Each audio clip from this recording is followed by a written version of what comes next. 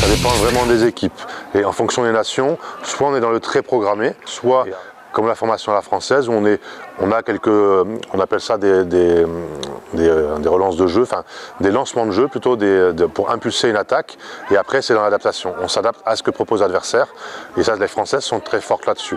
Que d'autres nations plus britanniques sont très fermées, très programmées, on fait ça et on répète ça jusqu'à ce que ça passe et que ça marche.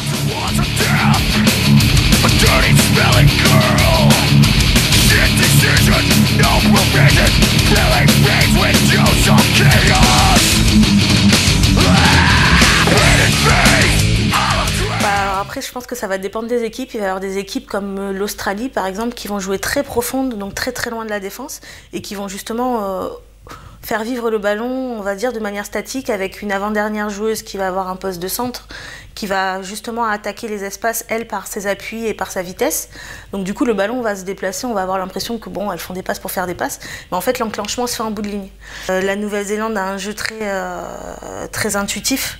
On a l'impression que c'est pas du tout calculé, mais en fait, tout est répété, elles ont des patterns, on appelle ça vraiment des systèmes de jeu qui sont vraiment très précis. Et on avait l'impression que c'était pas prévu, mais en fait, si, tout était très calculé. Les Fidji aussi ont un jeu comme les garçons qui est très intuitif et pareil, on aurait l'impression de se dire, elles font des chisteras, elles balancent le ballon, elles savent pas ce qu'elles font, mais au contraire, c'est très calculé et c'est vrai que, en tout cas, Nouvelle-Zélande-Fidji, pour moi, ont vraiment un jeu à 7. C'est-à-dire qu'elles ont des appuis, elles ont de la vitesse, elles ont de la technique et elles ont cette folie qu'il faut à 7 qui fait que parfois, voilà, c'est pas prévu et puis y a quelqu'un qui est dans mon angle mort, je lui donne le ballon et elle va marquer.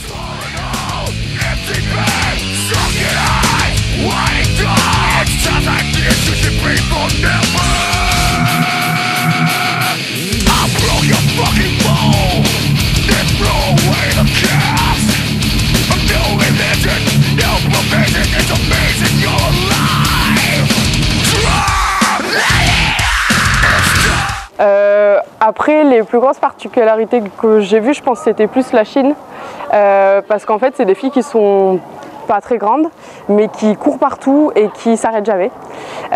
Du coup, elles crient aussi beaucoup sur le terrain, enfin bon, c'est leur langage, mais elles sont très très hargneuses et elles sont partout et pour le coup, elles font énormément de retours intés, de croisés et elles sont partout et c'est très très dur à jouer.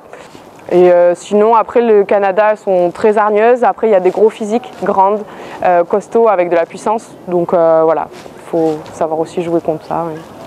Nous, on est un peu plus classique, un peu plus répétitive et un peu plus un rugby quinziste en fait. Il y a de la place pour l'intuitif, mais quand même beaucoup de répétitions et beaucoup de technique et de perfectionnisme qui fait qu'il faut la passe parfaite, il faut le plaquage parfait, il faut de la perfection.